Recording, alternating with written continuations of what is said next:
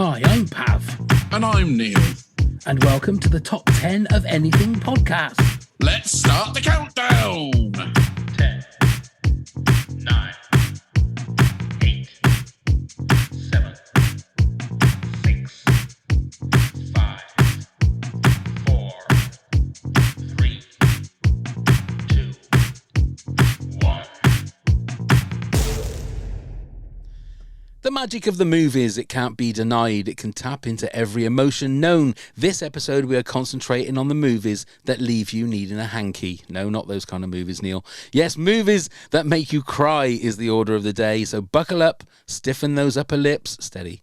Here's Neil with 10 tear-jerking facts. Okie dokie. Thank you very much, Pav. So, sad films can provoke a feeling of empathy. While empathizing with other people, even if they're fictional characters, our brains will naturally release oxytocin, engaging in certain circuits of the brain that help us and make us want to connect to others. Remember who you are.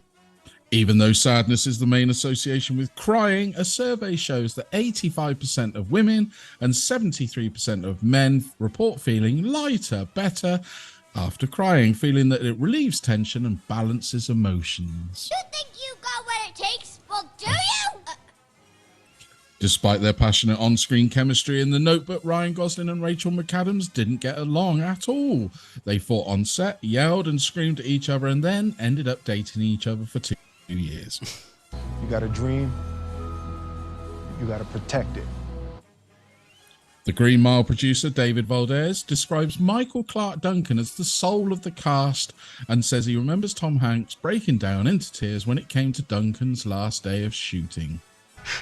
That's funny. No, it's not. Okay, no, it's not. If an actor can't produce real tears on set, onion vapor can induce tears, or a few drops of glycerin will do the trick. You want to have a catch? Schindler's List suggests that there was only one list when actually Oscar Schindler had 7 lists. I'm tired, boss. Research suggests that sitting around crying into your popcorn watching sad movies can actually make you feel happier. The explanation is that movies are so dramatized. In comparison, you feel grateful for your own life and relationship. I love you 3000. It was producer Kevin Costner's idea to use the song I Will Always Love You in The Bodyguard. He was originally a fan of Dolly Parton's 1973 country version and personally asked Parton if Whitney Houston could sing it for the film. You look different too, but in a good way. Roberto Benigni says that the title Life is Beautiful came from the Soviet politician Leon Trotsky. Tell me something, boy. We cry 3 different types of tears. Each has its own job and flows from your tear ducts for a different reason. Stupid is, stupid does, sir. And we're going to see all 3 of those kinds of tears tonight, ladies and gentlemen. I'm pretty sure of that. Yes, we're doing top 10 movies that make you cry tonight, and we are happy and blessed to have the one and only Alice from Just Films and That back with us again. I think this is your 3rd or your 4th? I think it's 3rd, if I remember right. We had the movie quotes. We had movie quotes. We had Monsters when I was with Josh, and then bands as well. So this is the 4th time. But this is your 3rd on your own, so Yes, you do get the virtual match ball for your 3rd appearance on your own. So we haven't actually got a chance to make actual match balls, but when we do, we're going to send them out to everybody. Smashing. You can be a recipient of our balls. Yes. That's what I've always wanted. That's why I keep coming back. Yeah. Wait till you see what you get for 6 appearances. Right, so Alice, are you a crier when it comes to movies? I am the biggest fucking baby that is going, but for sometimes really stupid reasons as well. Like, the film doesn't even necessarily have to be a sad film, and I think a lot of the films on my list aren't inherently sad films, but they just have moments in them that just send me, like, just totally send me. But yeah, I do cry. I've been known to cry at adverts. Sometimes I cry at songs. Sometimes I cry at the thought of a song or the thought of a moment from a film. it like when I'm interacting with other people and in my day-to-day life, I come across as like this real cold-hearted bitch. But then when I'm on my own, I'm like, oh God, like just about everything sort of thing. So yeah, but it was interesting this. So I picked, so 9 of the films on my list came to me like immediately. Like I started writing the list and I was like, boom, boom, boom. Yeah, this is easy. But then that number 10, I was like, and that one took me ages to think of, but I got there in the end. Are you a crier, Pav? I reckon you are, aren't you? Fucking hell. Big baby. I'm a crier all the thing is, I don't understand. There are moments when I will start talking, like you just said, Alice, even about a song, and I won't even be singing the song. I'll talk about the song, and I can feel my lip trembling and my eyes watering, and I don't know what that is. I don't know whether that's a weakness. I don't know whether it's a depression thing, but it's weird, and it will not be necessarily about. I mean, what's the song? I can remember talking about. Oh, Proper Crimbo. Yeah. Okay. The fucking who was that? Who was it who did Bo that? Selector, Bo Selector. Yeah, because Keith Lemon? Keith Lemon, you had That Craig is David and all that. Like, yeah. And I can remember talking to someone about that song and nearly breaking down in tears. And it's one of the stupidest comedy but comedy Christmas songs ever. And it's just really strange how, but I think that's more to do with my brain than actual thing. Neil, are you a crier? Yes. Now I never. I sort of, the older I've got, the worse I've got. I mean, Same. yeah, like Alice said, I can cry at an advert. I can cry a little bit. I keep getting killed by these sort of clips when you see like a sports star single out a little kid and I'm a goner. Yeah. But the worst is when I was on my morphine straight after the accident. I couldn't stop crying, but I think that's to do with the drugs. Yeah, maybe I wanted more. Yeah. But it was weird. Like I was having to be put to bed, obviously, because I couldn't move. And the people that put me to bed, and I'd lie on bed and say good night, and then just burst out crying. Oh But God. inside, I felt fine. Yeah. Bizarre. It's the soldiers coming home to their kids. That's the one that gets me all the fucking time. Or pet reunited with its owner. Oh, Christ. You start blubbing. I do feel there's going to be tears tonight. I do genuinely. Quite possibly. Well, I can remember being on your pod, Alice, talking about Field of Dreams, and I think I got a bit emotional then. Yeah, I don't know how you made it through, man. That was a close one. This is where you tell us it's not in your list this time. Yeah, well, I've already had somebody message and say, well, we know what Pav's number 1 is. They just already automatically, they also automatically said it. But, okay. I think there's going to be some surprises. Maybe not necessarily some duplicates, but I think there's going to be some surprises and left field choices here. So, Alice, kick us off with your number 10. Okay, so my number 10 is Spider-Man No Way Home. Okay. And it's not when, spoiler. Oh, yeah, warning. spoilers. We're going to spoil the shit out of these movies. Spoil things, of course. It's not when Aunt May dies, but it's at the end when what's his name? Peter Parker. They really called him Tom Holland then. I thought you were going to say Spider-Boy then for a second. Spider-Boy. It's when Spider-Boy has to get everyone's memory wiped. But so then obviously MJ then doesn't know who he is, but he remembers everything. Yeah. And he like goes into a cafe or a shop or something and she's there and he sees her and he talks to her. And obviously he's still got all the feelings and the emotions of their relationship in him and she hasn't anymore. And I think it's a lot to do with Tom Holland's performance as well, because I really rate him as an actor and I think he's really good in those films. And I was just a blubbering mess in the cinema. I was like that, and my husband was next to me as well. And I don't know why, because he never makes me feel bad about it or anything, but I hate crying in front of him. I absolutely hate it. Like, I don't want it to happen. So I was like this in the cinema, like using my hands to cover my face. I think I had a scarf on as well. And I was just like hiding underneath. I just couldn't take it. But yeah, I just really felt the emotion in it. I felt like how devastating would it be to still have all these feelings left over for the person that you loved most in the world and they don't even remember who you are. Like, brutal. That sounds like being married. Love you to my wife if she won't be listening to this. That's fine. But yeah, I mean, that is a perfect movie for what I think what my top 10 is. There's certain moments in movies that just absolutely break you, but it's not necessarily a movie that you'll cry to. Do you know what I mean? It's not what classed as a tear-jerking movie. But that's a great one to finish on, finish us off with. To start us off with. And that's it. Well done, everyone. Thank you very much, everyone. Go on then, Neil. You're number 10. So it's Pixar. They're quite a master of this, but I am going to do the opening. That's my number 5. Wow. That's my number 5. I can't. Solely for the first 15 minutes. Yeah, honestly, how the hell? I mean, I don't think it affects children as much. I think that's primarily there for the adults and everything. But Jesus Christ, I couldn't find the comedy for ages when I saw that first time in the cinema. That kicked me in the nuts and the stomach at the same time. I was just like still blubbing when they were running around with Little Boy and the Bird. Yeah. I still kept thinking of the opening bit. I was like, no, you've lost me now. So I had to watch it again to pick up on the rest. But yeah, it kills me. That whole segment. I mean, most people have seen it. They know what it is. I think it is that thing that when you get older, you start thinking about the fact you've had more of your life than you've got in front of you, and you start realizing that if you can have it with somebody that you love, and that it's just it's heartbreaking. It really is. But it's a very, very and sweet... so brilliantly done. Seeing that it's computer animation and things like that. It's so real, so human. Isn't that what Pixar do though? Pixar do that so well. They did it very well. I mean, I think they've gone off the boil. I mean, I think they're like a lot of these companies now. I think Disney's got a lot to blame for this. Look at Marvel, look at Pixar. They've all gone off the boil. Alice, are you an Up fan? Oh yeah, absolutely. And again, I think the interesting thing about that is that really does feel like a moment. That's for the parents, isn't it? That is for the adults in the audience, because the kids aren't going to relate to the 80-year-old man or whatever it is, are they? And they probably don't quite understand the gravity of, when you've been with someone for that long and they become like almost just an extended part of you, and then they're not there anymore. Like the absolute crippling loneliness of that feeling.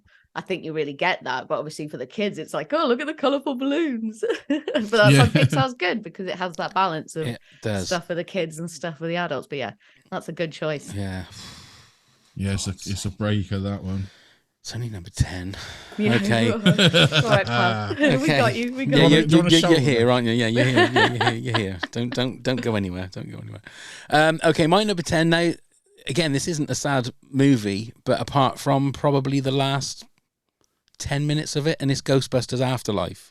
Okay, yeah. Now, I really enjoyed this movie. A lot of people seem to come down on it really hard and said that it's like a soft reboot, and it's I mean, the ladies Ghostbusters, we won't talk about that because it's just, I feel that's just a terrible... That made me cry. Yes, it's a different reason. Yeah, because you had to pay... We had to pay London prices to go and see that, Neil. Oh, no. Yeah, so when that really... But for me, I thought the whole Harold Ramis of it all, the whole Egon Spengler of it all was so brilliantly done. And then the fact that he turns up at the end as a ghost was just... It was heartbreaking, but it was uplifting at the same time because he got to do what he needed to do. I thought it was very clever that they didn't get him to speak. They didn't have that whole thing of saying, well, it doesn't sound like it. I thought the CGI was fantastic. It was. Really. Did you know who played his body double in the filming of that? Was it his son? No, it was the guy that played the governor in Shawshank Redemption. Oh, okay. Yeah. I'm assuming it's because he was the same kind of height and build, possibly as Harold Ramis, but...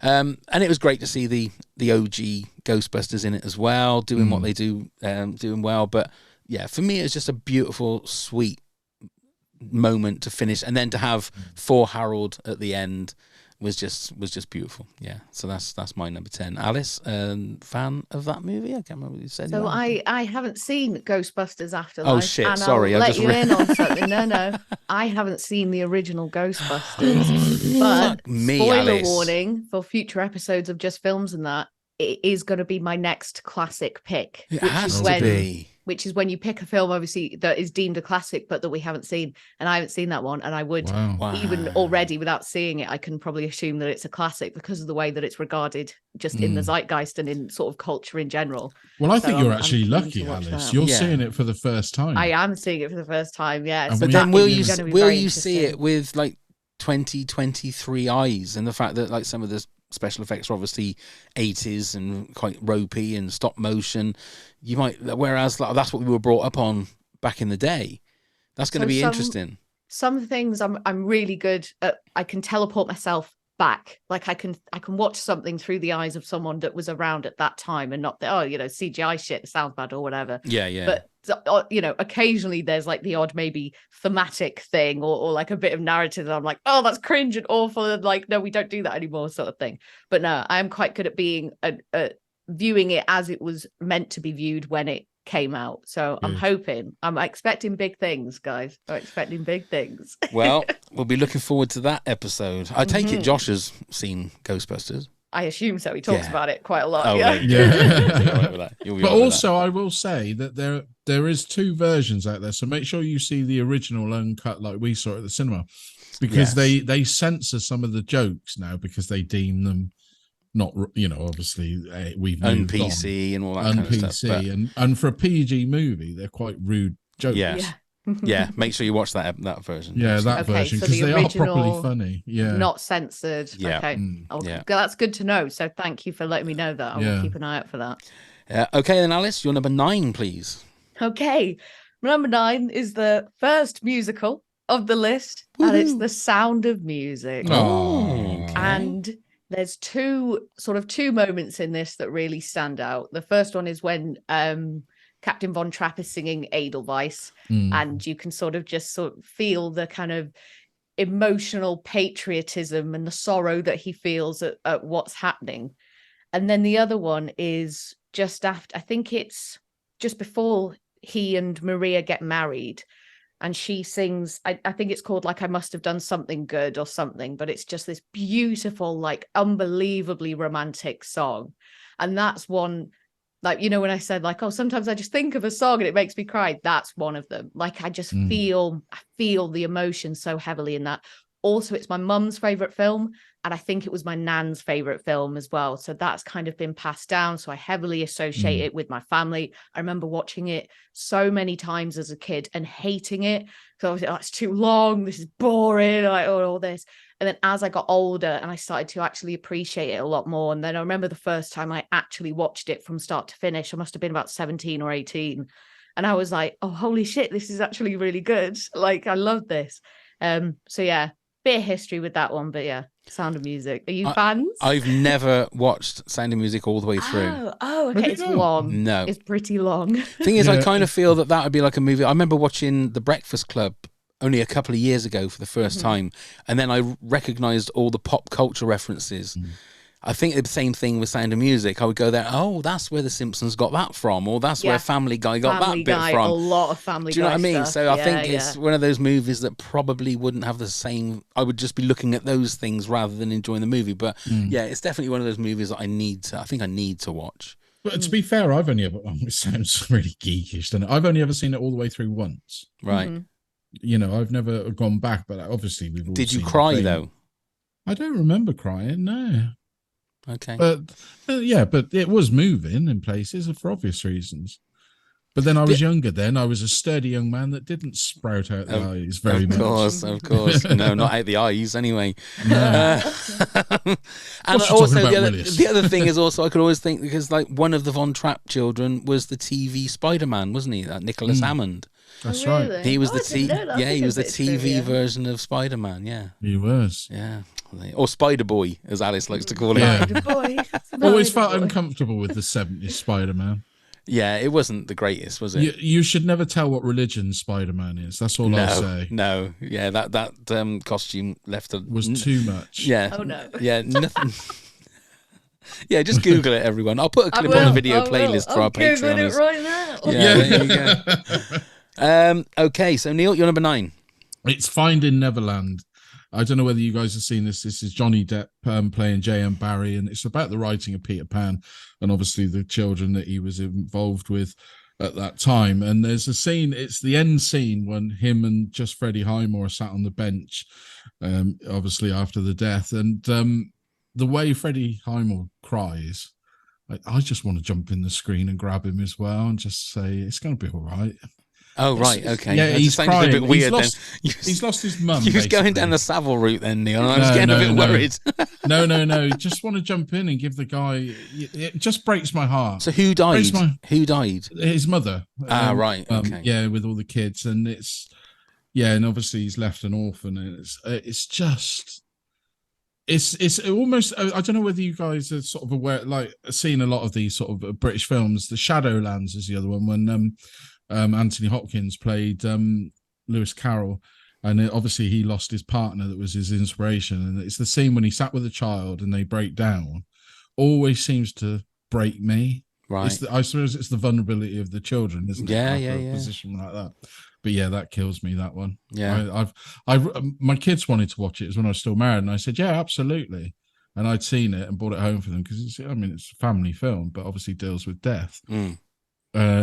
How's Depp in it? Is Depp good? He's Quite restrained? Yeah, he's not a crazy performance, subtle, and just he's really good. He's really good. I mean, the emotion in his eyes is just fantastic. But I would highly recommend it. I mean, I can't remember when it came out. It must have been probably about 2008, I think, maybe. If only we had some kind of way of finding out information. Yeah. We'll never know, and that's Yeah, part of the fun of the discussion. We must have Yes. one, but the problem is I was going to look it up because I realised I'd never printed out when it was made. And I went to look it up and realised I turned my phone off for the recording. Don't worry, people can find it out. They don't need to know right now. And it's go down to your local library. Exactly. Yeah. Go to Blockbuster and rent it out on video. Yes. Shit, if that's still open, I better go back to work. Yeah, you better do. You better go. Have you seen this, Neil? No, you yes, it was my number 9. Have you seen your number 9 choice? Yeah. Have you seen this, Alice? I have not, no, but it sounds right up my street. So based on a true story. Yeah, J.M. I love Barrie. that. I love films based on true events. So I think that's one that I'm definitely going to look up. And it's magical because it's got the Peter Pan. It tells you about the writing of Peter Pan. That's Oh, I mean, I love the story of Peter Pan anyway, the book, not so much the Disney movie, but the book, and it's wonderful. Okay then. My number 9. I could have chosen any one of the 3 of the trilogy of this, but I'm going for the original Guardians of the Galaxy.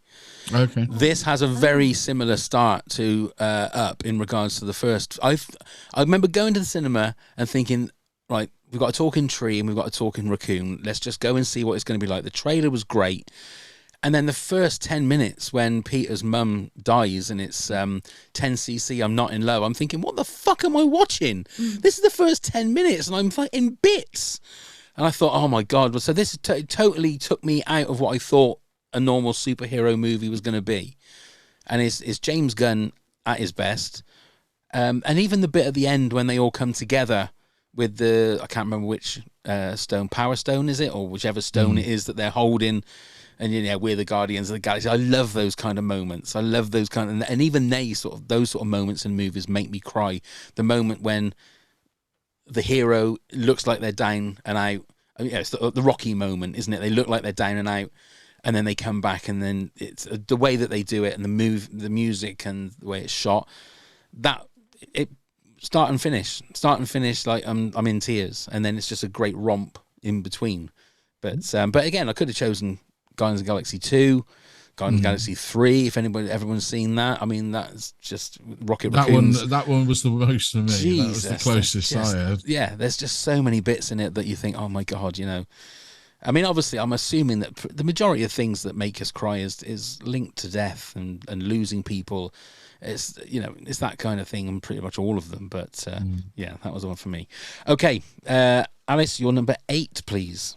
Number 8 is Green Mile. Oh, that's Green Mile. That's my number 6. And that's my number 5. Oh, there we are. So it was the first, I think maybe one of the very first films that ever made me like properly cry. I remember I was about 14.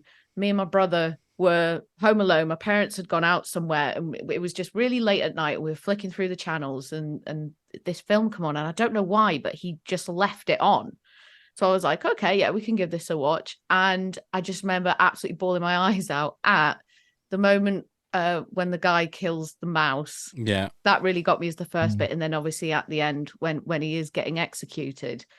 But it was just, I feel like I remember that being the first. I mean, obviously I cried at things when I was a kid, but things like Babe and Pokemon the movie, which is another one that made me cry actually.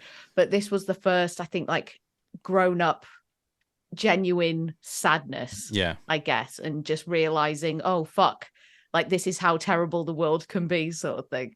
But yeah, I haven't watched it since though. I don't think. I find it hard. I Traumatising. find it hard watching it again because it's also got one of those that Percy character is one of the nastiest characters, and I hate those kind of characters. Even though I know in my mind, I know keep watching because he gets his comeuppance at the end.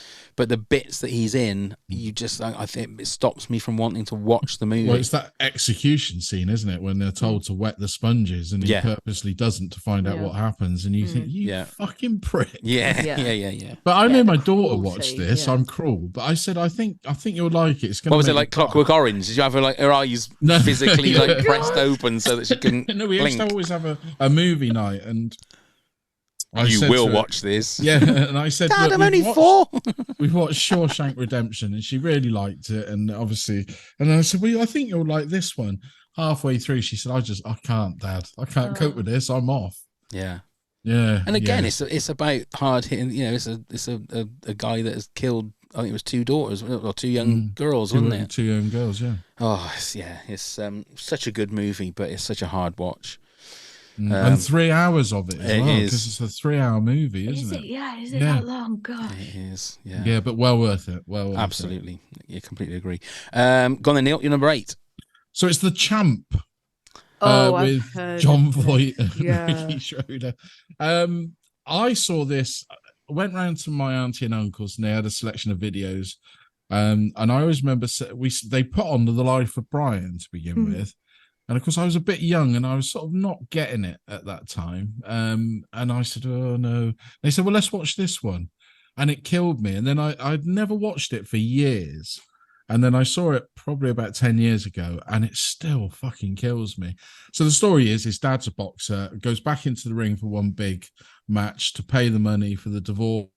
Faye Dunaway's in it as well, for the divorce. But he ends up getting knocked out and dies on the bench in the dressing room. And obviously his little son comes in. But it's the bit when he's whacking his hand on his head, going, come on, Dad. Come on, Dad. Oh man, I was gone, and I still am thinking about it. Yeah. I've only ever seen that scene. I've never seen the whole movie. I've just seen that. You need to see the whole movie because obviously John Voight's not very nice to his little boy at the beginning because even for his own good, he even tells him to go away and stop being a little shit. But to try and get him to not be around him, oh man. Is it Franco Zeffirelli, the guy, did a lot of the Shakespeare adaptations and stuff like that? Oh, right. Was it? Jesus Christ. Yeah. It's a kick in the gut. Yeah. But it's worth watching. Yeah. Have you not seen this one, Alice? I haven't seen it, but people have told me about that scene, and even just telling me about it, I'm like, nah, I can't hack that. A little kid trying to wake up their dead dad. Nah, I can't do it. I can't do Try it. Yeah, we'll actually come on to that kind of thing again a little bit later with one of my movies. So, that was your number 8, Neil. Yeah, it was. Yeah. Okay, so my number 8 is Forrest Gump. Well, that's my number 6. Is that your number 6? Yeah. Okay. I love this movie. I love this movie, and again, I think it gets a lot of shit thrown at it because didn't it win the Oscar the same year that Pulp Fiction was in the running, and people are saying, how did Forrest Gump win? It's a great movie, and I've loved this movie right from the very first time I watched it. But it's the moment at the end when he realizes that he's got a son. Oh yeah. And I think that scene could come over as very sugary and schmaltzy, but I think it's earned because you've spent this time with Forrest and you know that he's a good person. Are we talking about the scene when he goes into Jenny's apartment, he finds out that he thinks that, and she's going, no, you haven't done anything wrong, and he's almost breaking down, and he's going, and he just asks, is he fuck. Is he mad? Is he smart? No, is he smart? Or is he stupid? And he can't say the word stupid. And Jenny goes, no. He's like he's in the top of his class. And he sort of goes, then you can go and sit with him. And then they sit together, and it's the shot behind them, and they both like are tilting their head the same way, and it's just beautiful. It really is. I mean, Jenny is just a horrible, horrible person. I think I had her in my top 10 movie villains, didn't I? Because I thought she was just horrible. All of a sudden she wants to know Forrest because she's ill and she wants to palm the kid off to, go away, Jenny. Go So away, you Jenny. you'd rather the kid went off and just Go away, Jenny. would That's go what- off through the orphanage system. But and, like, that for me is a beautiful, beautiful. yeah, it is. moment, That's yeah. the moment that I would totally agree with. And at the end, when when she's died, and he's you know, speaking his eulogy, I think that's moving. Good riddance. if Fuck anything. her. Yeah, and then when he says goodbye to Bubba as well, you know, Oh yeah. I gotta find Bubba, and then he's, yeah. Anyway, let's move on quickly. Alice, your number 7, please. My number 7 is Ewoks: The Battle for Endor. Oh my Christ! And I think this is a lot of the tears for this, shall we say, I think come from the nostalgia of it. So we had this on VHS when I was a kid. We watched it to death. Like, we just watched it over and over and over. And then when I picked it for our podcast a few weeks ago, maybe a couple of months ago now, and I hadn't seen it literally since I was about 6 or 7 or 8 years old or whatever. And it's as soon as it started, I was just gone. Like, the sounds, the visuals, everything just got me. And then obviously you've got Sindel, who's this little girl on this planet, and her whole family gets killed at the beginning of the film. And you've got little Wicket, the Ewok, who's trying to look after her. And they come across Noah, like the curmudgeonly older man and stuff. And then he's trying to do the best for them and all that. And then at the end they leave, but they leave Wicket behind, obviously, because that's his homeworld. But Sindel and Noah they go away to a civilization or whatever. And it just ruined me. It just ruined me, like, so many beats in it. Like, but yeah, a lot of it it's weird how just nostalgia itself can cause you to be emotional. Like, it's not a particularly emotional film, and I didn't find it that emotional when I was a kid, but now it's almost just remembering how happy you once were, and the kind of sadness at that's gone, because you grow up and you realize that everything is shit and everything sucks. So it just transports you back to that time where, you know, you still had hope and enthusiasm and you thought things were going to be great and all that. And I suppose it's like the sadness at the loss of that sort of thing. But yeah, I just really felt it when I watched Ewoks again for the first time. Have you seen it? Because I know a lot of people haven't seen it. I think I've not seen it all the way through. I mean, it's got to be nearly 40 years old now. Because, I mean, Return of the Jedi was 83, so it must have been 85, 86 that it came out. I think, I think probably it will be around that, yeah. Is it on Disney Plus? It is on Disney Plus. Is it? I might watch it then. Are both Ewoks movies? Are they? Yes. Yeah. I might give it a watch then on your recommendation, Alice. I mean, listen, I can't promise anything. Like, I'm still a 6-year-old when I watch it, so I don't know how you'll react to it. Well, I mean, I'm the same when it comes to watching Star Wars anyway, so, you know. But that's the problem with it. I think people slag it off with adult eyes rather than imagining the magic that you had and the enjoyment as a kid. Because, I mean, I must have only been, when did it come out?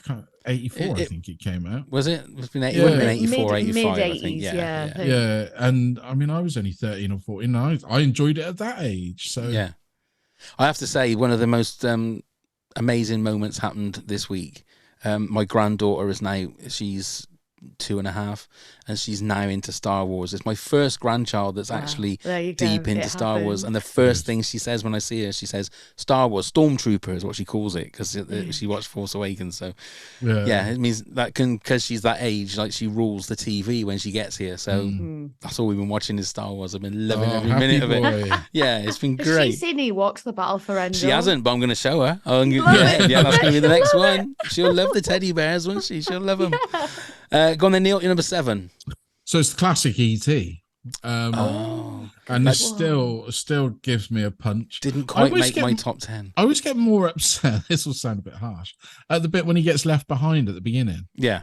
It really bothers me now. Then I suppose it's because I know he dies and comes back. But what? Yeah, spoilers. Fuck you if you've not seen this one. I thought everybody in the world had seen this one. But yeah, it's the bit when he gets left behind. It breaks me. So I sat and watched this in lockdown again because I hadn't seen it for so long. And again, it's another film that they've taken all the funny bits out. Oh, have they? If you watch it on certain streaming things, when they does put he still say on, penis breath? No. Oh. And they took away the shit as well. What? What? That's they- lame. Yeah, because That's they say lame. it's a U certificate movie. For God's sake. And have they replaced the guns as for walkie-talkies? Not in the version that I found to watch. No, they were still walkie-talkies. Oh, that's crazy. Can't have guns in the 2000s, can you? It's crazy. This movie was the first movie. My dad somehow got hold of a pirate copy of E.T. on video. It didn't look the same when he had a parrot on his shoulder and a patch on his eye, but hey. Oh, no, that one. Thank you very much. This was widely pirated. Yeah. But I mean, I must admit, when E.T. dies, I had the same feeling as I did when Bobby Ewing died in Dallas. That broke me for some reason. I don't know why. Yeah. But anyway, he came back as well, didn't he? And he came back as well. So they're the same. Bobby Ewing and E.T. are the same brothers. They I've are. always said that. They are. You must be a fan of. Tell me you've watched E.T., Alice. Oh yes, no, I've seen E.T. lots and lots of times. Yeah, that was a big favourite of ours when we were kids. Yeah, in our household. Yeah, and it's a proper tearjerker. Yeah, and it's just a really well made film as well. Like it's just a really really good film, and so much better. Like when I watched it again when I was a bit older, just so much better than, I don't know why, but so much better than I thought it was going to be. I think because sometimes when I really like a film when I'm a kid, I think, oh, is this really childish? Is it really simple? Is the script going to be like just, really easy and basic to understand? So then when I see things again, it's like, oh no, this is actually a really sophisticated piece of filmmaking.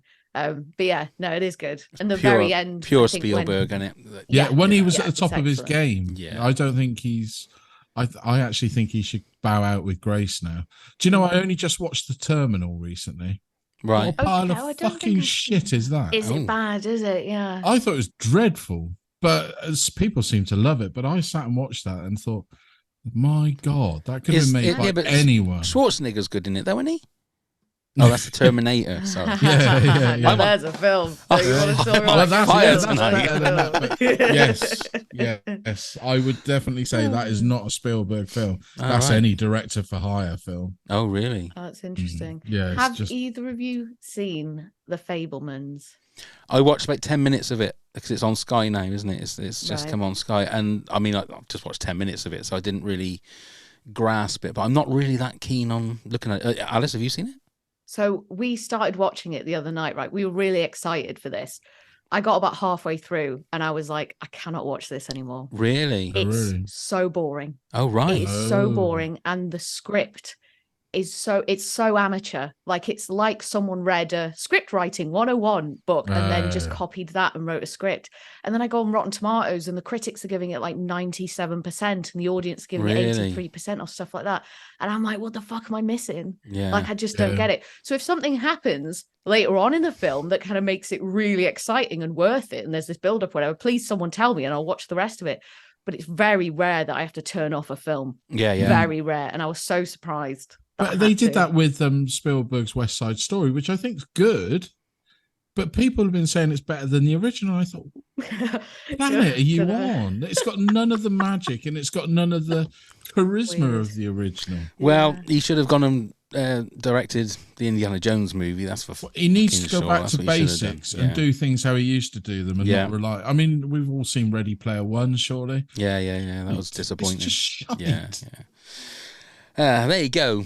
You sucks to you, Mr. Spielberg. Yeah, you've earned your money now. That's it. Now we ain't gonna be able to get. Hand the baton over. He's not gonna be coming on the podcast now, is he? Now that we've shit all over his career. But listen, no, the stuff in the 70s and 80s, banging, absolutely banging. Maybe even 90s, in the early 2000s. Yeah. I mean, I think Minority Report is good, and AI is very good. I forget. Minority Report. Yeah.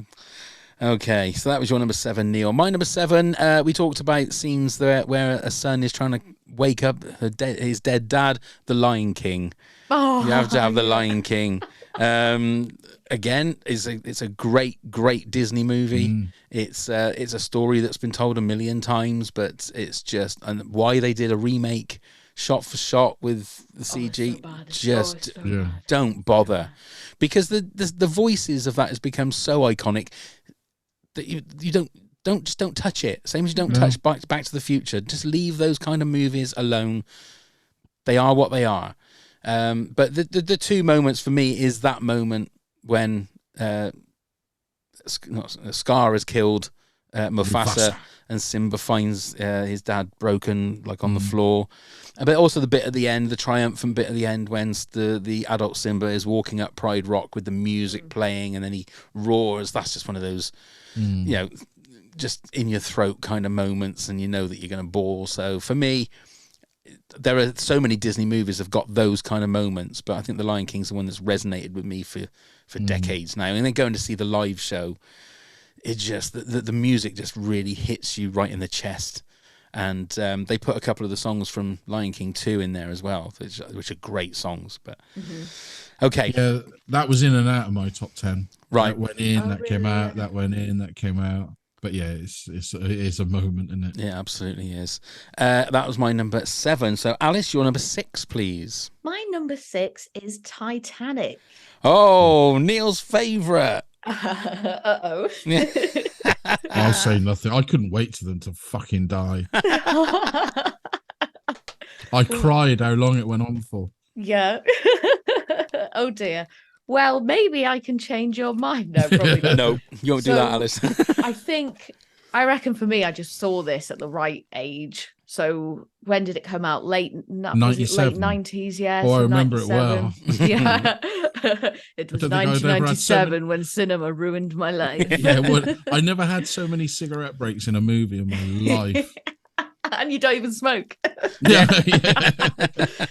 So yeah, I think I just saw this at the right age. So I would have been about kind of 8, 9, 10 sort of thing. And I don't think I'd ever seen a film that long.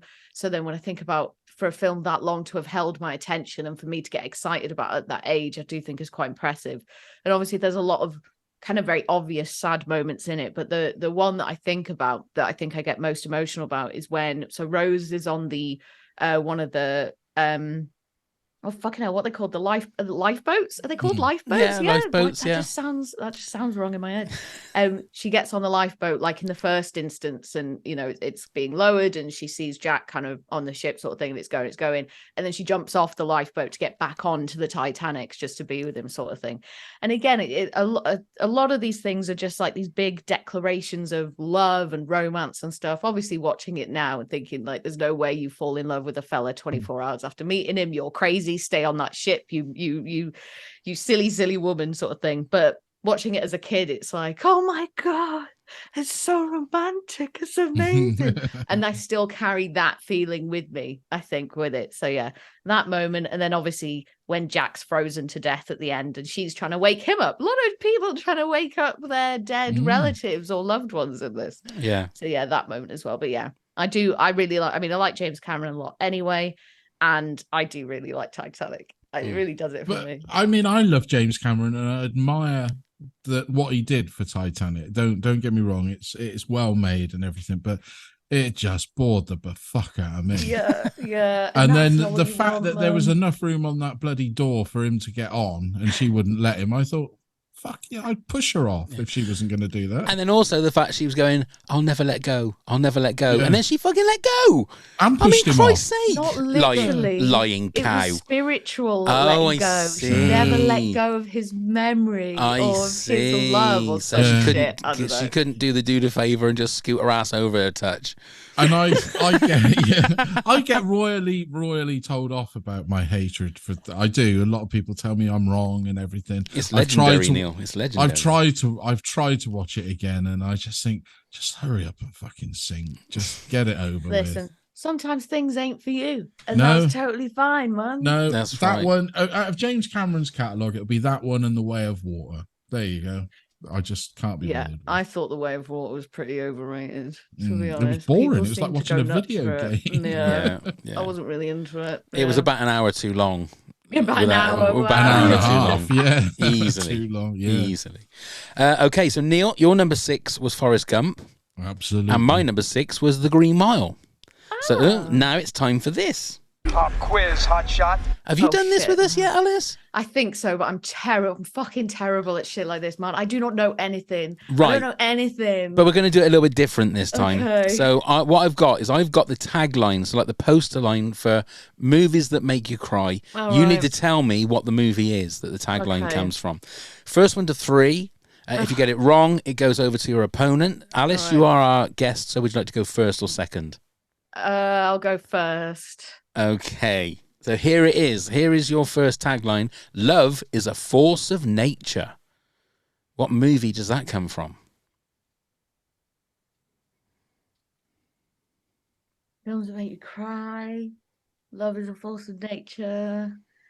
It kind of sounds like it'd be like a natural disaster movie. I love that you're trying to work it out. This is Love good. is a force of nature. Oh God. Do you know, Pav? I Neil? do, yeah, because I've got the answer right here in front of me. I'm not sure that I do. I've got Okay. something that I would have a guess at, but I don't know whether it's right or not. Just one sec. Obviously, I won't take too long because this is bad. It's fine. We can edit it. We can edit it. It can be half an hour, and I could make it look like it was a split-second choice. Love is a force of nature. Is it Ghost? Is that your answer? Yeah.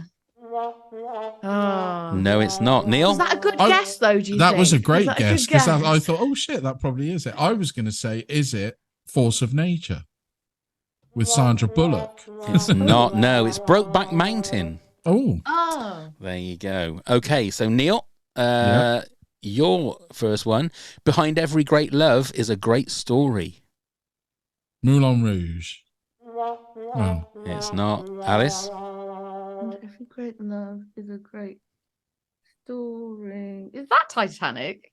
It's not. It's The Notebook. Oh, really? I've never seen it. There we go. That's my Overrated. Okay. Overrated. Alice, Paul Edgecombe didn't believe in miracles until he met one. Till he met one. Is it like the $6 Million Man or something? No, these are all movies. These are all movies. I'll go with the $6 Million Man. No. I think I know this one. I think it's The Green Mile. It is The Green Mile. It is The Green Mile. Well done, Neil. So yours is next then, Neil. Sometimes there's only one thing left to say. Love Story. It's not. Alice? P.S. I love you. Well done, Alice. Well done. I've never seen it. I was just trying to piece it together, trying to think. Look, because I'm not going to know the answer to any of these, but you can try and. You've got to try and work out. exactly, Try and work because they're it normally out. quite clever in giving you a little clue in there. Yeah. So Alice, this one's for you then. Believe in you, believe in your talent. I'm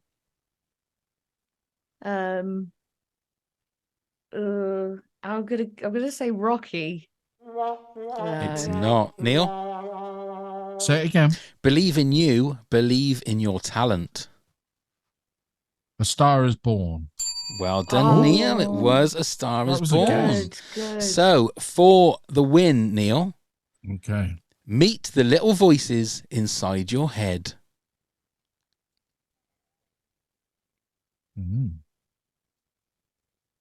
Man on the Moon. It is not. Alice? Is it Inside Out or is it It Inside? is Inside Out. Yeah. Well done. So, Alice, for the win. Oh. For the win. Nothing on earth could come between them. Nothing on earth could come between them, but something in space could probably come between them.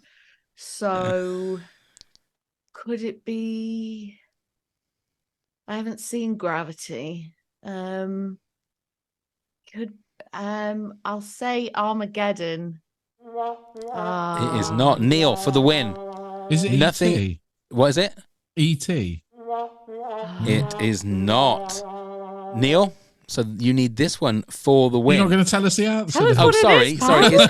It's Titanic. It is Titanic gosh. for that one.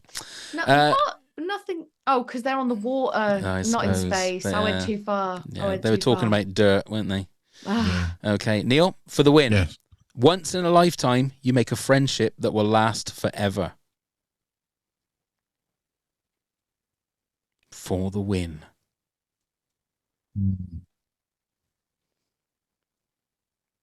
Is that E.T.? Oh. No, it's not. Alice for the win. Like a friendship that lasts forever.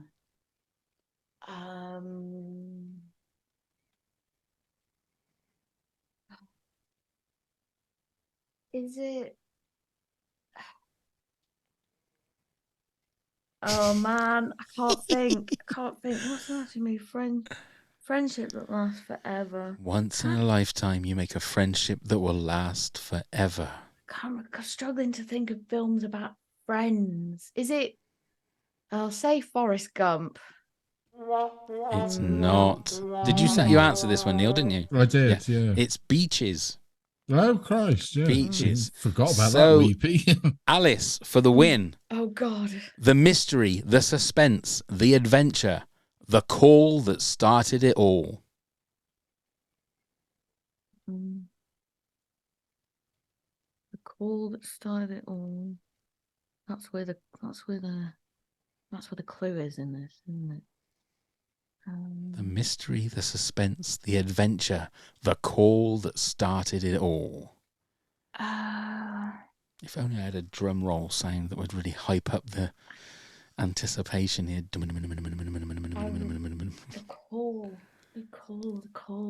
call. Just to let you know, though, Alice, I have only got 20 gigabytes left on my computer. That was a joke I was going to try and make, and it didn't work. Just carry on. That's okay. Just hurry the fuck up. Is the message? That's okay. I don't have an answer for that. Do you not want to have a guess? Just have a complete. Honestly, I can't. Are you sure? I can't. What was it again? The call that the started mystery, it all, the suspense, the adventure, the call that started it all. I really have no idea. I can't even hazard a guess. Yeah. Okay. Neil. Guardians of the Galaxy. It's not. It's E.T. Oh really? Shit. What? Because the phone. Oh, for fuck's sake! Phone home. Yeah, pause. So I've got one question left, and so this is for you, Neil. It could be a draw, Alice. It could be a draw. Okay. I don't think it's going to be, though. So here we go for yours, Neil, for the win. Show me the money. Jerry. What's his name? Maguire. Correct. Well done. Well, that was good.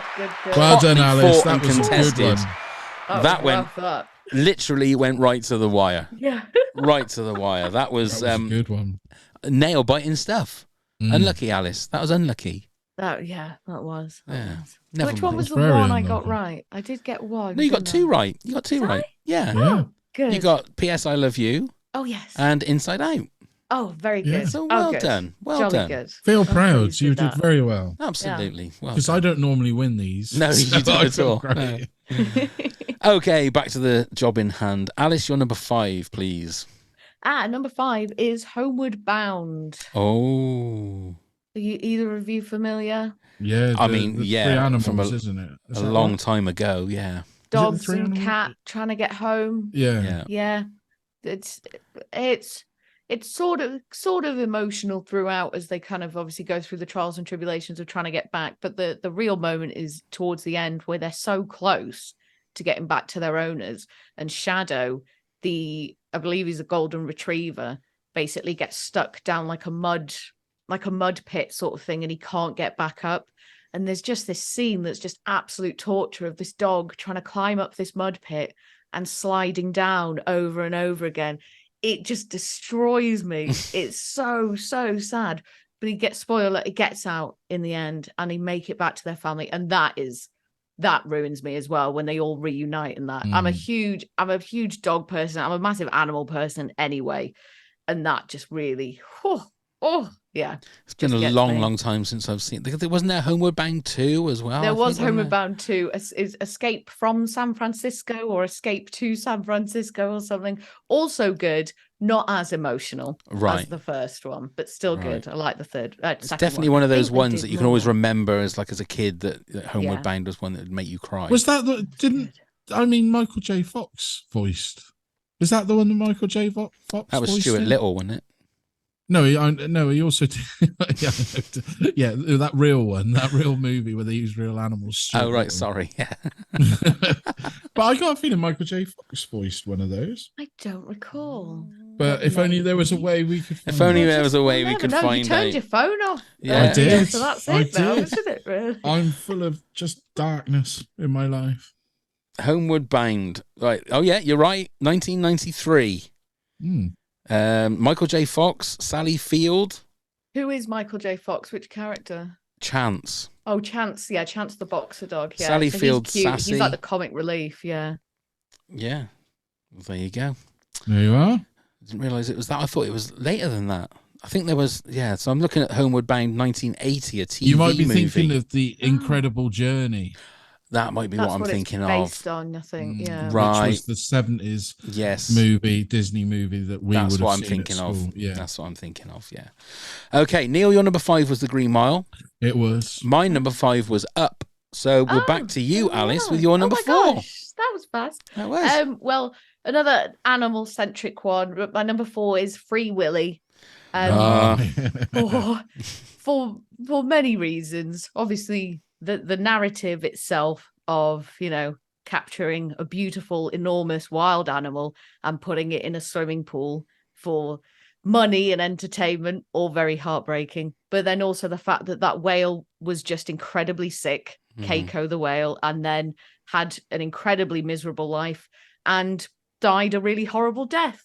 So I sort of think about all that when I watch it. We did that again recently for the podcast. Again, first time I'd seen it in years and years and years, and just cried pretty much all the way through, just thinking about the whale and how sad it made me. Is it Blackfish? Yeah, I've seen it a lot. Jesus I've seen it Christ. a lot. Apparently, I like torturing myself. That should have been on my list actually as well. It's like, Blackfish. I can, once is enough for me on that one. Yeah, that's brutal. That was close to being in when we did top 10 documentaries last week. Oh, that was yeah. Blackfish was close to being in my top 10 because Problem is, it always makes me hungry.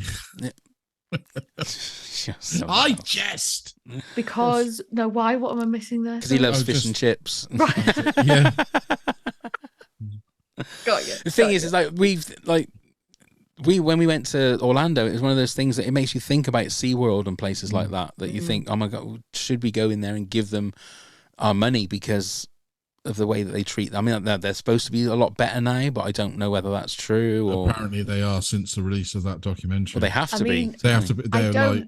I don't see how there is, personally, I don't see how there is better when it comes to keeping a whale in captivity. Yes. Like there is no good. There is no good way to do that. No. Do you know what I mean? And like, making money off of it, basically. Yeah, exactly. At the expense of their health and their happiness and stuff. Like and the annoying thing for me is I'm obsessed with orca. I don't know if this has come up in a previous one, but like they're so intelligent, like super intelligent. Like they have parts of the brain that even we don't have, and they're potentially capable of certain feelings and thoughts and stuff that even we don't know about, sort of thing.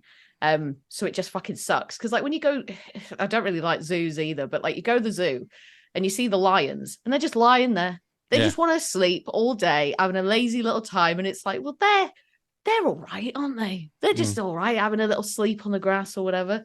But then with the orca, it's like they just swim round and round and round, like going absolutely stir crazy, like not getting the stimulation or the exercise or anything. And the temperature's always wrong in the pool, and they should never be that close to the surface for that long. And they get skin cancer and all this, blah, blah, blah. Yeah, it just sucks. Yeah. Do they still use the orcas, though? I thought they stopped actually using orcas. So as far as I know, but I don't know how accurate my information is. They do still use them. Obviously, the trainers now don't go anywhere near them because of the few incidents that have happened. And I think they've stopped capturing them, at least from the wild, and they just use ones that have been bred in captivity. But I think at least in the States and some other countries, the capturing of them is fully outlawed. But I know that there's probably still some countries that do it. But yeah. It just sucks. It's one of my least favorite things is orca being in captivity. It just it defies all like reason and logic, unless obviously your main motivator is money, which I appreciate is the case for a lot of people. So. But then in the end, it's a funny title for a movie, isn't it? It is. I mean, they could have picked anything else. Free Billy would have been just as good. Fixed it with wouldn't one it? letter. With one letter, and then well, there you go. Right, Neil, you're number 4, please. So it's Schindler's List, and I defy anybody not to cry watching this. In fact, I think it should be on the curricula of schools because it's I know it's based on and inspired by, but it shows enough in the whole situation. But it's there's moments throughout the movie that will reduce you to tears to me. And when I went to see it at the cinema, it's the only film that when it finished, nobody got up. Nobody. And it was a packed auditorium. It was the first weekend of release. We went, and it was a Sunday afternoon, and every seat stayed still until the music finished. And I've never seen that before. But yeah, it's not one of the films that you're going to watch for jollies. It's not a film you're going to watch numerous times, but I think everybody should watch it. Yeah. It's more like the way it's shot is more like a documentary, isn't it? I've always said that. It always feels like a documentary. Yeah. This is Spielberg at what Spielberg could do. Yeah. To what he can do now. And this is, we mustn't forget that Spielberg is was a great and he was probably one of the greatest directors in cinema history. But to think he was shooting that and Jurassic Park at the same time, and how ridiculous to think that. Get your thoughts away from one to the other. Yeah. I mean, imagine if he'd slipped up and put a dinosaur suddenly in there or something. It'd been awful, wouldn't it? The little red girl runs around with this red coat and suddenly a T-Rex behind the corner. Yeah. Are they shooting us as well? Yeah, it'd be dreadful. I'm sure someone's done a version of that somewhere. They must have. Alice, thoughts on Schindler's List? I haven't seen it. I'm afraid. You have to now. I've told you that everybody should see this at least once. Yeah. And the thing is, it's not easy to watch. That's the thing. It's just not. It is a harrowing watch from start to finish. It really is. It's educational. Oh, it is. We need it's that thought of what man can do to human can do to human, but. Yeah, it's also a reminder that these sort of things, lest we not forget, as they say, we shouldn't do, and it's an easy access without having to watch something that is completely documentary on to find out all the atrocities that did happen, and and obviously there's still atrocities today, but hopefully that everybody sees this movie will have a little bit of humanity come through them again. We need to build our humanity back because we're losing it fast. We sure do. Well said, Neil. I'd vote for you. Come on. Come on. There's going to be a general election next year, Neil. Come on. Shall I? Come on. Imagine. Yeah. The one leg party you could be. If you're left to your own devices, keep going around in a circle party. Well, that sounds like what they're doing now. Hey, a little bit political. Quiz. Oh, wrong one. That's the one. The chirps. Oh, yeah, the chirps. That's more like it. That's what it would be if I was doing a comedy stand-up act. It would be more like chirps. Anyway, my number 4. Now, I think 4, 3, 2, and 1 I've spoken too much about on various podcasts, so I'm not going to say much more. My number 4 is The Greatest Showman, and I still don't know why I cry at this movie, whether I'm watching the movie, whether I'm listening to the soundtrack, if I'm singing along to the songs, I start to cry, and I still don't know. It's not a great movie. It's not historically accurate. It's but I don't know what it is. It's something about that cinematic magic that I don't know. I don't know what it is. I still don't know. Exactly what it is. I mean, I'm not a hugest fan of it. I don't dislike it. I've seen it a couple of times, but it's back to the golden age of musicals. That's what it is. That's what they've done. They're taking a story that everybody knows is not true, and the real Guy Barnum was a complete cunt. But, Neil. Oh, excuse me. I said the C word, Alice. Sorry, but he was. I'm not going to sugarcoat it. But, you've got to differentiate between art and realism. It's been going on since the dawn of cinema, so let's not. Yeah. I mean, it's just I ask myself the question, though, why? Like, I will, if I listen to the soundtrack, and I will start tearing up, and I will physically say to myself, why are you crying? What are you crying for? And I don't know whether it's, I mean, the music is great and all. Like I say, it's a story that you've seen a million times kind of thing. There's nothing special about the story, but it's just one of those little magical moments. Alice? It molded together for you. Yes. Yeah, exactly. Well, for a few years after it came out, obviously they played This Is Me on the radio like heaps and heaps. And for me, every time it came on the radio, I felt like I would feel a thing. And when she gets to the big part of the chorus and that does hit me as well. That song in particular, that makes me very emotional. So yeah, I get it. Good. I'm not alone there. That's good. That's nice. Mm. Alice, your number 3 then, please. My number 3 is Lord of the Rings, The Fellowship of the Ring. Oh. And the main part is towards the end when Frodo realizes that he's going to have to go it alone because people are going to try and keep killing him and stealing the ring from him. So this is a burden that he has to carry on his own. And then he gets in his little boat to go to I think the Western Shore or whatever it is. And then Sam obviously comes out of the forest and tries to get to him. He's like, you can't swim and all this. And then he nearly drowns and then he pulls him back onto the boat and then they have a little moment together. And yeah, so I've seen the film. It's one of my favorite films easily. And I've seen it so many times. And that I do still, it makes me feel so much. It makes me feel so much anyway, like throughout the whole film. But yeah, as we sort of get to the climax of it, and obviously Boromir's just died as well. Yeah. And had his little speech with Aragorn, which is really emotional too. So yeah, love it. I don't think it never made any of our top 10s when we did Lord of the Rings moments, did it? That specific moment with not that bit. Lord of the Boromir's Rings death. moments. We as a did. top We 10. did that Oh a couple my of weeks God, ago. Yeah. what? We did, and it never made anybody's top. I mean, obviously Boromir dying. Yeah, did, the but, Boromir's death I did. Yeah. Yeah, but that's a good one. That is a good one. Good, yeah. I mean, I don't know. I mean, look, this is somebody that I will cry at Star Wars, but I've never found Lord of the Rings that emotional. And I don't know why. And yeah, I'll find Greatest Showman from there. What the fuck is going on? It's subjective. It is subjective. I know it is. Go on then, Neil. Your number 3. So it's Into the Wild. Sean Penn directed film with Emile Hirsch, with loads of cameos, Vince Vaughn, all sorts of Kirsten Stewart's in it. But it's basically based on a true story about a guy that just gave up on life. He just graduated to become really highly qualified from uni. He buried his money, his passport and everything and shot off and just went to live in Alaska. And then it documents his thing. Spoilers, because I take it you both haven't watched it. Do you mind if I spoil it? Yeah, well, no, please do. Well, he dies at the end in Alaska, living his dream. He basically accidentally poisoned himself with berries. That was his dream. No, his dream was to live in Alaska. Oh, not right. To be poisoned by berries. It just said you said he's living his dream when he's living his dream, poisoned by berries. Poisoned by berries. Yeah, so he just imagine him taking the berries and going, "Yes, this is the American dream. This is it. I've done it." Amazing performance by Emile Hirsch. Showed he's a really, really good actor. Yeah. Beautiful soundtrack by Eddie Vedder. Oh, now I'm interested. There we go. So beautiful soundtrack by him, and just who knew Sean Penn could film something so beautiful, and it really is beautiful to watch.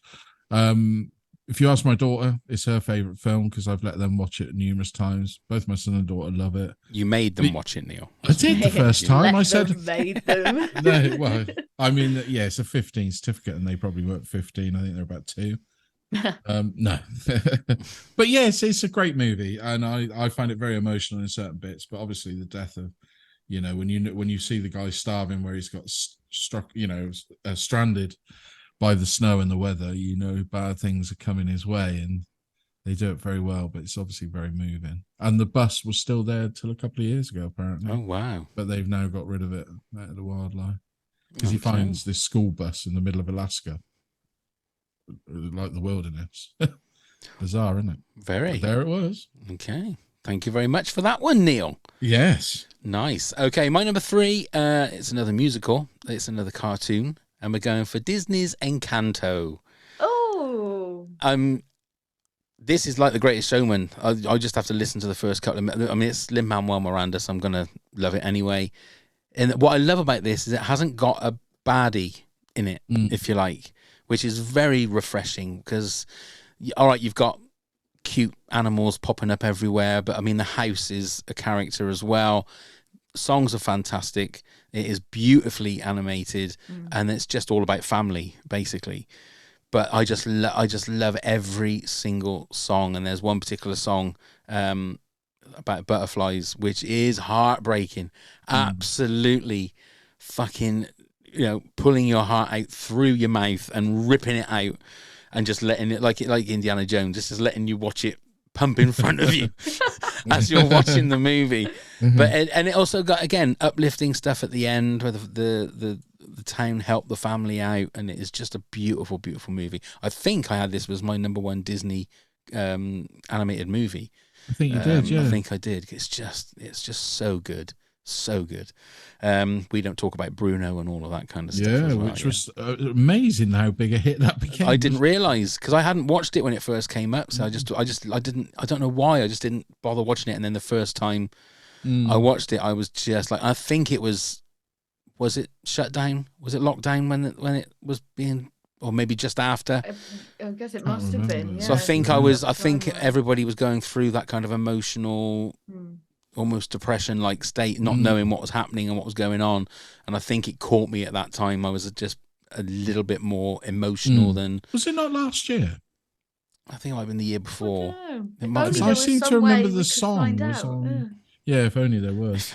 But Neil turned his phone off. 2021. 2021 it was. Oh, there you go. Yeah, and there's a great like a live version they do, which is on Disney Plus, Encanto at the Hollywood Bowl. Where they got the people that did the voices and did the singing, doing it like live. It is amazing. The stage becomes the house, and the house is all moving around. Sooner or later, they're going to do a live stage version like they've done with Lion King, and that I must have. They will do. I'm sure they will. Yeah. So have you watched this, Alice? Yes, I do love Encanto. Yeah, brilliant. Yeah. Again, first time hooked, and the like you've already touched on there, but the visuals of it, like at the time, it was just one of the most visually impressive things I've ever seen. Yeah, loved it. Yeah, good. Okay, then Alice, your number 2, please. All right, this is a proper cheat. This is cheating. Okay, this is breaking the rules of the whole thing, but it wouldn't have been right for me to come on to something like this, talking about this subject, and not talk about this. But it's Hamilton. If I'd have known this was allowed to be on, Jesus Christ. Doesn't probably doesn't fall into the category of film, as it's a filmed stage musical. But I think I told you, Pav, already, first time I watched it, again, I was sat watching it with my husband, watched it all the way through, obviously felt very emotional during, but I was like, don't cry, don't do it, just don't cry. So I didn't cry. And then the next day, I woke up and started crying and cried for about 4 hours just because of it, like because of the after effects of it. And I've watched it so many times since, and I've listened to the soundtrack like crazy. And I've got over it a little bit now, but there was a period of time where I just had to think about It's Quiet Uptown or some of Eliza's songs, and I would start welling up just thinking about it. Yeah, it's incredible. And if you haven't seen it and you want to just bawl your fucking eyes out, Jesus Christ. I haven't seen it, Alice. Oh, do you like crying? Yeah, of course I do. Yeah. I do need to watch it. It's I brutal. keep forgetting about it. We go through a phase where it's not mentioned, which is highly unusual, and then all of a sudden it's mentioned again. I'm like, oh fuck, I still haven't seen that. There you go. Just breaks me. I've sometimes had to skip it when I've been watching it because I'm like, oh, I'm not in a place, I can't take it. Yeah. Like I'm not prepared for this, so I have to skip the song, sort of thing. And then I sort of go round and round with certain songs or certain aspects of it making me feel emotional. So it was always that to begin with, always It's Quiet Uptown. And then I started feeling a lot more for Eliza and just what she was going through with trying to deal with Alexander. Yeah. And so things like which is I can't remember what it's called, the song, but it's not Look Around, but or That Would Be Enough, where she's just trying to get him to stay and she's pregnant and stuff. Yeah. And then Burn as well, after obviously he's publicized the fact that he's cheated on her quite horrifically and stuff like that. And then at the end as well, like just thinking about her as a person, like would just make me well up, and just like everything that she endured and how she came out of it and then lived until she was 95. Like just crazy. Yeah. Yeah, I've seen it twice live on stage in London. Yeah. The first time was when you had to wear a mask, and I was so glad that I was wearing a mask because during It's Quiet Uptown I was sobbing. And nobody could see that I was sobbing. The second time we were with my mum and my missus, and you just know it's coming. And as soon as that piano like starts, I'm just gone. because it is one of the most beautiful things I think I've ever heard in my life. Yeah. And then, again, it's something. If I'd have known you were going down this route, Alice, this would have been my number 2 or number 3, without a shadow of a doubt. But I do know it's cheating, and I'm prepared to take the flack for it. But it just felt, because it is a single piece of media that does just make me feel like this whole podcast is like we're talking about, right? Like these films make you feel, sort of thing, and so consistently so as well. Like I've seen it so many times now, and I've listened to the soundtrack over and over and over again, and I still feel those things. Yes, it's crazy. But apparently it is going to come to Liverpool, so we're sort of hanging on and waiting until it does. But I know it's in Manchester early next year as well, so I might just have to go then anyway. And Neil, it's on in Bristol in April of next year. Oh right, okay, I'll have a look. It is. Is it worth watching a show about George Hamilton? If you know who George Hamilton is. That's what I'm saying. I would have said Lewis Hamilton might have worked better. Yeah, a bit more up to date. It would have been a bit more up to date than George Your Hamilton. references are a bit outdated. Come on, he was in the great movie Love at First Bite. There you go. You can have one of And those. wasn't he the solicitor in Godfather Part 3? He might have been. I have no idea, Neil. I have no idea. But well done. Well done. George Hamilton. Yes, go on, Neil. Appreciation Society. Your number 2, please, Neil. Is Love at First Bite with George Hamilton.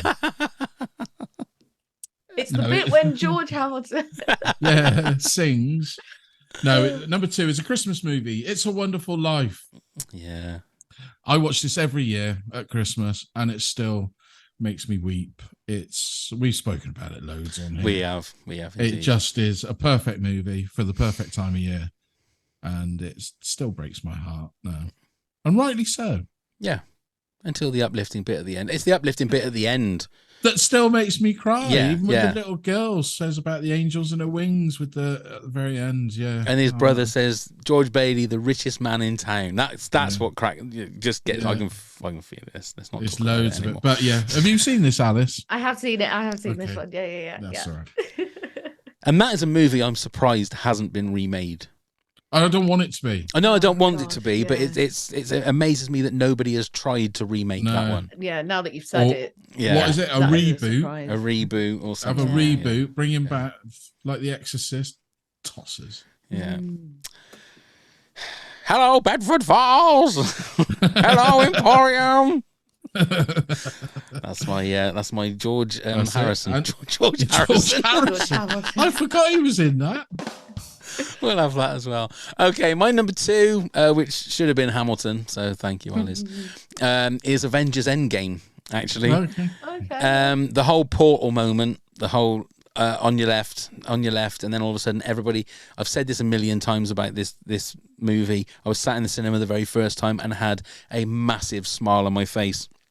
And tears. Good. I thought it was going to be a massive something. Oh, I had that as well. Because it was, to be fair, it was the culmination of the whole 10 years. And they worked it so well. And everything was absolutely perfect. Because you didn't know what was going to happen the first time. Obviously, didn't know what was going to happen. But I had tears streaming down my face. But a big smile, just a content smile that this is what I wanted to see after 10 years. I didn't believe it could happen on the screen. And it was just absolutely perfect. And then the whole I Love You 3000, Tony Stark, dying after, what's the word I'm looking for? Not succumbing, he's surrendering himself. What the word? Oh, my brain's... Sacrifice. That's the word, Elton John.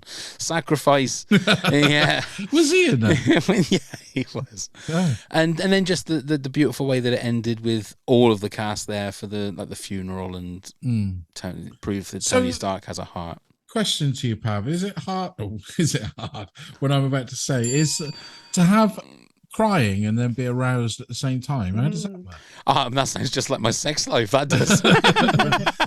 So you basically cry and have a wank. Well, Christ, Neil, have I got to cut that bit out? No, I don't know. Let's move on, shall we? It was a joke. No, yeah, I know it was. But you don't know how close to the truth you are. Anyway, let's before we reveal our number ones, Alice, if you want to give your countdown from 10 to 2, Neil will do the same, and then I'll do the same. Okie dokie. So, number 10 of films that make me cry. Number 10, Spider-Man No Way Home. Number 9, The Sound of Music. Oh, sorry. You want me to go a bit slower with this? No, don't you? that's 'Cause fine. Are you sure? You I carry on. remember you told me off before for going too fast. I've given up on putting pictures on the there we go. YouTube stuff because it just takes far too long. Does it? So I can't be asked. You all know what these films look like. Exactly. You carry on. Okay. Number 8, Green Mile. Number 7, Ewoks: The Battle for Endor. Number 6, it's Titanic. Number 5, Homeward Bound. Number 4, Free Willy. Number 3, Lord of the Rings: The Fellowship of the Ring. And number 2, it's a cheat. It doesn't count. I'm so sorry. It's Hamilton. I mean, that was fast. Well done. That was fast. Go on then, Neil. You're 10 to 2. So number 10, I've got Up. Number 9, Finding Neverland. Behave. Number 8, The Champ.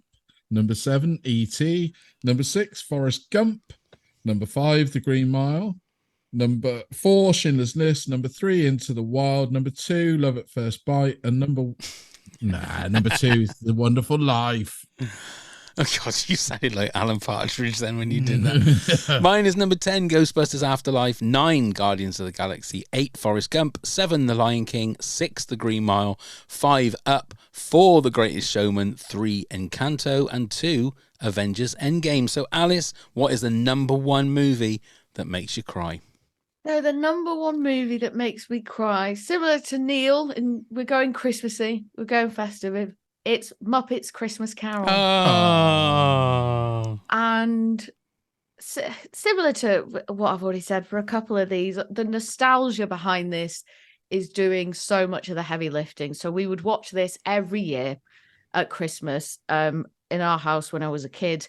And Christmas was very, very special in our house. My mum just worked so hard to make it a big deal and to make sure we all had a wonderful time. So the memories that I have of it are really magical. I just remember being really happy at that time of year. I love the film. Obviously, some of the themes in the film, some of the moments, the growth of Ebenezer Scrooge and the performance that Michael Caine gives as well. Really, really powerful, which is just, it's interesting to have the juxtaposition then of like Miss Piggy running around like being a bit stupid and stuff. And it's quite a nice balance that you've got there.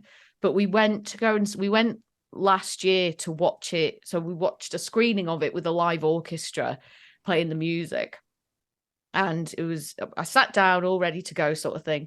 And obviously it opens with a slide that says in loving memory of Jim Henson. Oh, God. And I just lost it. And it started.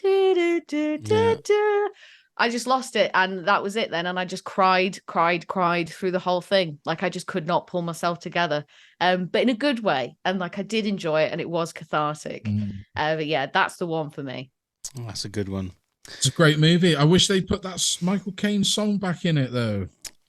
That is true. Do you mean the one with his love interest, Belle? Yeah. So that was in the one that we watched. That when we see the screening of it, and I think they are putting it back in. Good, because they cut it out. It was in the VHS, and then they cut it out when it went to DVD, and nobody seems to know why. Because, and I think it's a lovely song. Well, what I read, and it's funny what I read is that they just thought that it wasn't very child friendly. And as a kid, I do remember not liking it. And I remember it being the most boring part of the film and thinking, oh, but then as an adult, it's gorgeous and it's beautiful and it's heartbreaking. So when I sort of realized like, oh my God, they've taken out the film, like I was fuming. I was like, oh, this is shit. Like you literally can't watch it with that song anymore. So then you just cut to like Gonzo and Rizzo on the bridge or whatever. And Rizzo's crying immediately, like bawling his eyes out. And it doesn't make any sense why he's crying. So it's because he's just witnessed Belle pouring her heart out and breaking up with this man that she loves sort of thing. But they've put it back in now, I believe, on some Good, versions. I hope so. Good. But weird to remove a whole song because you don't think it's like child friendly or that kids wouldn't like enjoy it or whatever. That was a really weird move. Really but I remember weird. seeing it at the cinema for the first time and seeing it there, and then I had it on VHS and it was there, and then you buy it on DVD and Blu-ray and it's suddenly not there, and you think, ooh. Yeah, okay. At least give me a version, like give me the two versions, like give this version with it and the version without it, but to remove it completely, just bizarre, like a bizarre. But I'm glad they put it back in. That's cheered me up. Great. Okay, then Neil, your number 1, please. So this film, genuinely, I can't make it through. I even have to stop it. It's The Elephant Man. Oh, And I watched it again the other day. They showed it on BBC Two late at night, so I videotaped it and watched it again. And my God, I just can't do it in one sitting.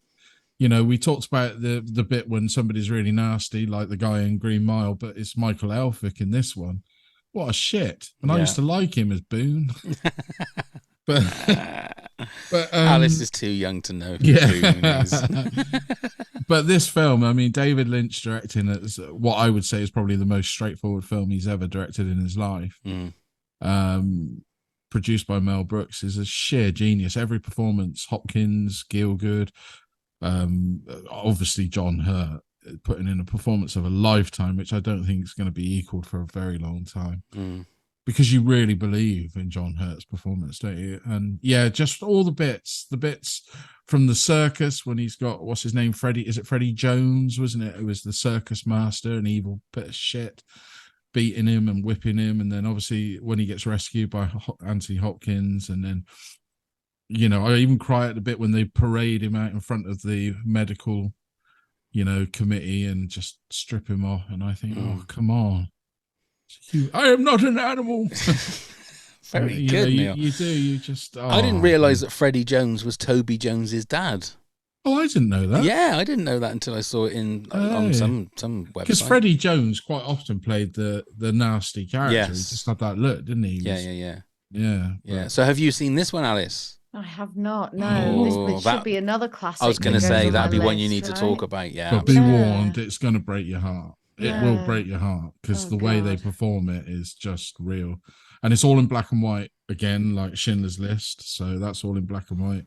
Yeah. And it's got like an industrial soundtrack through it, which really works. But yeah, I watched it again. It took me 2 sittings to finish it. I had to turn it off when I put it on. I thought, this is killing me inside. Yeah, it's been a while since I watched it, but that's one of those movies that you feel like you can only watch 1 or 2 times. It's not the sort of movie you watch. So, what do we fancy watching? Let's put The Elephant Man on. Yeah, let's watch Schindler's List after. Yeah. It's not one of those joyous night. Yeah, exactly. It's not going to happen, is it? Okay, my number 1, we don't really need to talk about very much because it's Field of Dreams. I'd be surprised if it wasn't. What a surprise. Yeah, I've spoken about this movie so much on this podcast. So just to say, it's a beautiful movie. I cry every time, especially the "Is this heaven? No, it's Iowa." Dad want to catch, all that kind of stuff. So, and it's a classic weepy, absolute classic with Kevin Costner as the ideal leading man.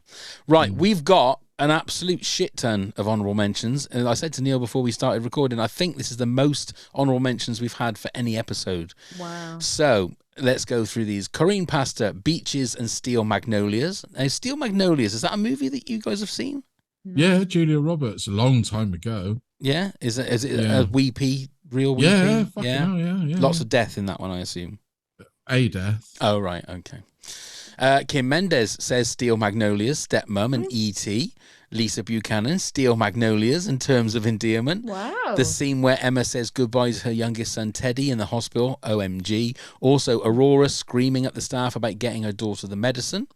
Lisa Gunter Mars, I don't know how you say that. Marcz. How would you pronounce that? Marcz. Yeah. Marks. Okay. Yeah. Lisa Gunter Marks. Sorry, Lisa, if I've ballsed your name up partly.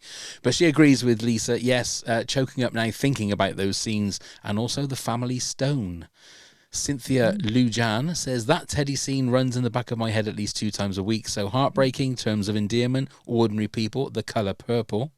Maria Pereira says Coco. I cried in the theatre as soon as the movie started and didn't stop till like a day after. The Green Mile, it gets me every time. Jodie Yokota, Marley and Me. I'm surprised that one didn't show up tonight. Up and My Girl. Joy Talbot says My Girl. Dan Harper, Philadelphia. The ushers were outside the theatre with Kleenex. Corey Ogilvie, What Dreams May Come. I felt like I ugly cried the entire weekend after watching it. Jill Hett, My Life with Michael Keaton and Nicole Kidman. And when I was little, and I'm sure still today, The Journey of Natty Gann. Old Yeller, obviously, too. Gabrielle Gonzalez, The Lovely Bones. I have a 14-year-old daughter, and God forbid. Janine Bender, Schindler's List. Ugly cried in the theatre through the whole movie. We have someone here on Twitter called Joshy McSquashy. Hey, Says he life is sounds like a beautiful. tit. He does sounds sound like a tit, yeah. doesn't he? Life is beautiful. Pride, A Star is Born, Jojo Rabbit, Avengers Endgame, Warrior, Goodwill Hunting, Titanic, Grease 2. Yes, Yeah, for different reasons. And he says there is absolutely no way Alice is getting through this without saying Terminator 2. But you didn't no, say. I did. I had a James Cameron film in there. You but did, no.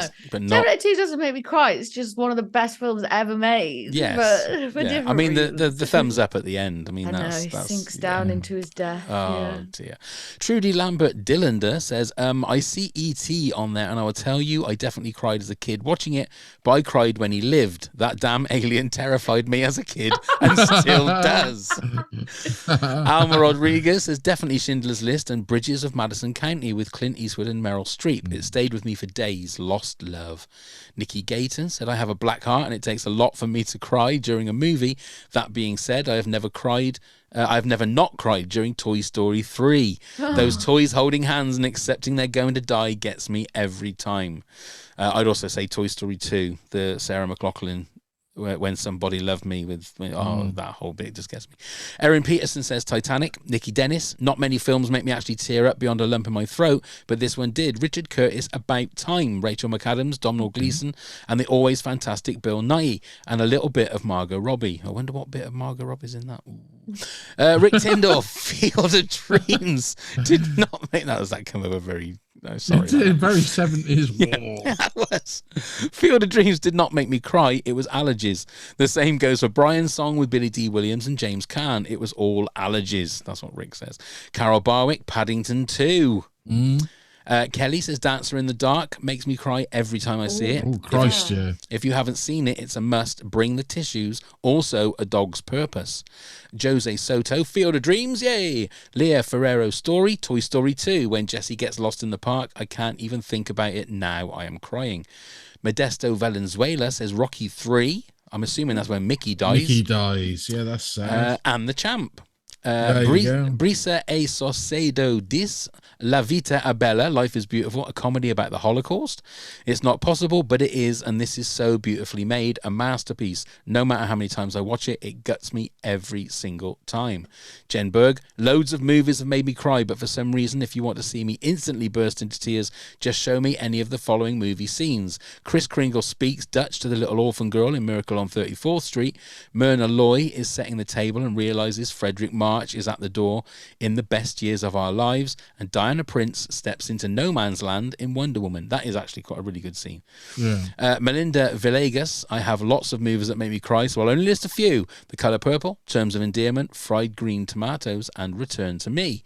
Brandon Watson, Philadelphia, still to this day, as a young closeted gay kid, I thought it was my future. God, that movie just wrecks me every time I see it. Chris Collar, Up, Toy Story 2 and 3, fucking Sarah McLachlan, he says. Iron Giant, Avengers Endgame, The Portals, Rogue One, Look for the Force and You Will Find Me, all 3 Lord of the Rings films, The Last Jedi, when Luke meets Leia again on Crate, Baby, Secret of the Lost Legend, never can watch it, Fallen Kingdom, Damn Brachiosaurus, A Man Called Otto, Logan, and The Lion King. He said I might have a problem. And then he also gave us United 93, took me 15 minutes to leave the theatre when it was over. My ex and I drove home in sniffling silence. We're nearly there, we're nearly there. Doug's Life on Insta said Bohemian Rhapsody, Up, Toy Story 3, Saving Mr. Banks, The Green Mile, Star is Born, It's a Wonderful Life, I, Daniel Blake, The Bicycle Thieves, and Paddington 2. Shout out for the final scene in Harry Potter Chamber of Secrets. Hits different since the passing of the great Robbie Coltrane. Good luck, guys. I'm sure it'll be an emotional one. And finally, Adam Harrow says Star Wars The Last Jedi. It was so upsetting how bad it was, I couldn't contain myself. Thank you very much, everybody, for all of your comments there. But that was amazing. That was wonderful participation from everyone. Goodness wasn't me, it? that was fantastic. Thank you very much, everybody, and please keep those kind of things coming in. Well, that's it. Before we say our goodbyes, and before Alice, what have you been doing on the pod, and what have you got coming up that you can tell us about? What have we been doing on the pod? So we ended up doing Fantastic Four from 2005, I think it was. And then the week after we did Fantastic Four, The Rise of the Silver Surfer. And that wasn't really planned. It was just because I'd obviously picked Fantastic Four and then Josh had the Silver Surfer on his list anyway. Oh, right. So he was like, right, well, I've got to pick it then, haven't I? So that was a lot of fun. They're already out, so you can catch them. We've recently done Inside Llewyn Davis. We've had a guest on and we did The Crow. This week, Hunchback of Notre Dame was out, although I know this will come out in a couple of weeks. And still to come, but that may already be out now, we've got I, Tonya, Get Over It, Gross Point Blank, and Little Joe. So Nice. A good selection there. And just to remind everyone, we are Just Films and That. We're a podcast that celebrates underrated and underseen films. And sometimes we do classic films as well. And I will be doing Ghostbusters. So if you want to hear how a 34-year-old woman reacts to seeing Ghostbusters for the first time in 2023, then keep your eyes peeled. I think that'll be an interesting one. Indeed. Yeah, the link for the podcast is in the show notes. So please go and give them a like, go and give them a follow. You will not regret it. It's a great, great podcast. And I think it was my number 7 greatest podcasts ever for Just Films and That. That's so nice, Pam. So That's there you go. Nice. I have Thank you. no problem at all. It's totally agree. You know, it's a great podcast to listen to. Apart from that Joshy guy, I mean, you know. You can't We'll have get everything. rid of it. You can't It's have okay. everything, can you? We can change things. People come and go. Accidents happen. They do. Neil knows that better than anybody. Yeah. Oh, But God. luckily, he stayed around, which is He's good. still here. I can't go anywhere. That's why. That is. He literally stays there until I turn the camera on every week. He doesn't I believe move. it. He's I got a piss believe pot under his table that he just uses. He's got food everywhere. Bless him. Got to make money on my webcam. You have. Exactly, you have. Right, Neil, tell everybody how they can get in touch with us and all that Of course gubbins. I will. You can find us on all the social medias. Give us a click, give us a like, give us a follow. Our top 10 pods. Email us at toptenpods@hotmail.com with any questions or anything you want to ask us, including ideas for a top 10. Come and help support the podcast at patreon.com/top10pods. All sorts of rewards where you can be a guest yourself is one of them. Check out the links via the LINKTREE. You can find the link in the show notes. And do please give us a review, give us a rating, give us whatever it is you give us wherever you get your podcast from. Perfectly done, Neil. Alice, as always, it's an absolute pleasure to talk to you. Thank you very much for spending some more time with us. Well, thank you so much for inviting me back. It's always so much fun, even though we were talking about very, very sad things. I still thoroughly enjoy myself, and I can't wait for you to inevitably invite me back to do the top 10 Hamilton songs, which will be a great episode. Wouldn't that be fantastic? So, Neil, you need to watch it. Okay. Yeah, I need Oh to my remember. God! We might have to just do a 2-hander, Alice, on that. Yeah, one. maybe. We might have to, Yeah. and we'll just let Because Neil it'd be have a very night awkward off. if I watched it and then didn't like it. Didn't wouldn't like it? it, yeah. So I liked when it ended. I'm not the biggest George Hamilton fan, honestly. No, we know that now. We know. On that bombshell, as we say, thank you very much, everybody, for watching and listening. Thank you very much to Neil. Thank you very much, Alice. And that's it. Just go and start the countdown. 10, 9,